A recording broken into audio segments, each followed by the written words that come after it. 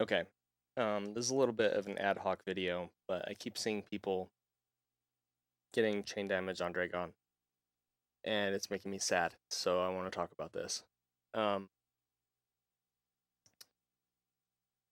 getting chain damage on Draygon happens when you spark into her when she has a pretty specific amount of health, of low health left at the end of the fight. Um, it's definitely avoidable in a consistent way. And so we're going to do a few different shine sparks here and kind of show that. But the first thing that I want to mention, and this applies to doing Draygon fights in any category that use shine sparks to kill her, and I mean it, any category. It doesn't matter, whether it's any percent, 100%. Doesn't matter how much health you have left. Doesn't matter how much health Draygon has left. If you are shine sparking into Draygon and your hope or your intent is that that shine spark is going to be the killing blow on her, you need to hold down on the D-pad. If for whatever reason you refuse to hold down on the D-pad, then just don't hold anything at all, because if you hold forward or you hold backward or you do other weird dumb crap, then you're just asking for chain damage at that point. So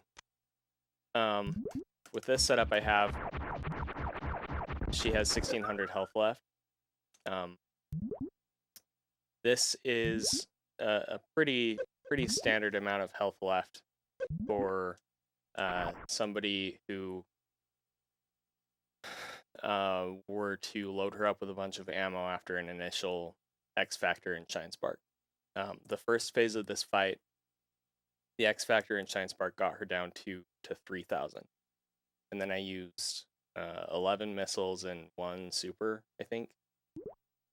So, if we come over here and we Shine Spark her from behind, that's also an important distinction. That can definitely leave us susceptible to getting additional chain damage, especially if we hold forward. We're generally going to take more damage if we hold forward.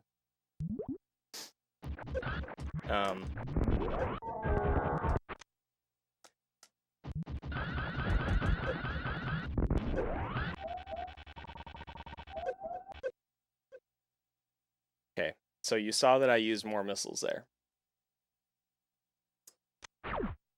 That is probably the most dangerous thing that you can do, is over damaging. But I want to clarify something about that. When you're shine sparking Draygon from behind, you actually want less overall damage in on her.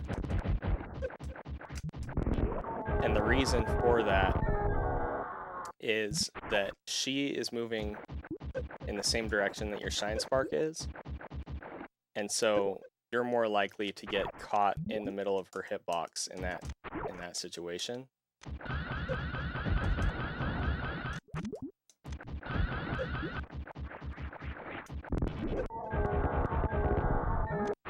Yeah, when you spark from the other direction against her, since you're moving in the opposite direction, it's a lot more likely that you're going to end up outside of her hitbox. And I can't short charge now for some reason. Another thing is when I'm sparking Draygon from behind, I tend to aim either low or high. So the optimal spot to shine spark Draygon is on her eye, generally.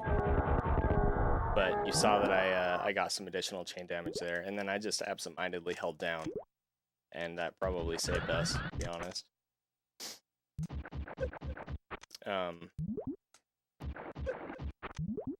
If you spark lower or higher,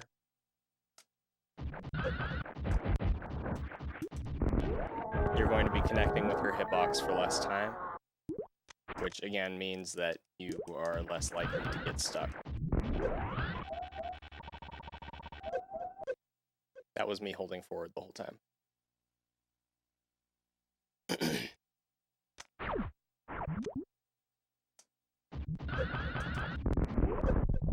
was just a low spark. Now she's dead.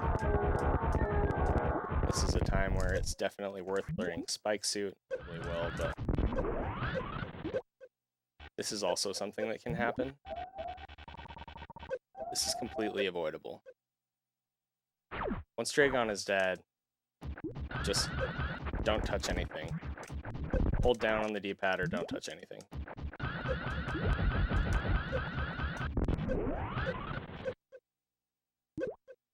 So every time you touch her in this state, her death animation resets.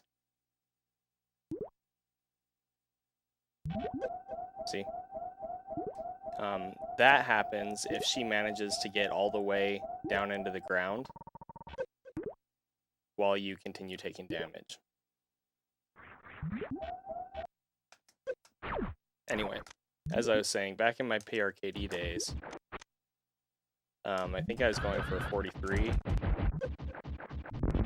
and I lost like 6 PB pace runs to chain damage. And it was because I was usually over-damaging or holding forward or sparking from a weird position.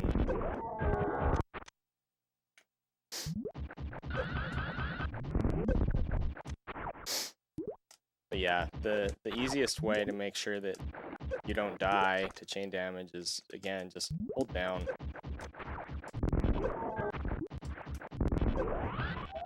There's that. Just want to try and show that we can make that consistently happen.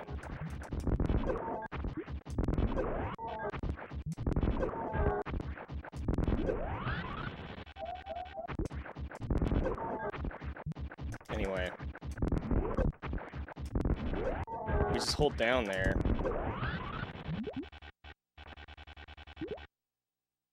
We're okay. We took a ton of damage, but we're okay.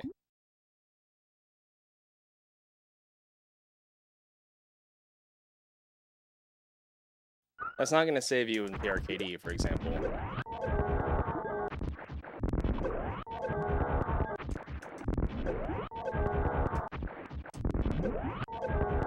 But it helps.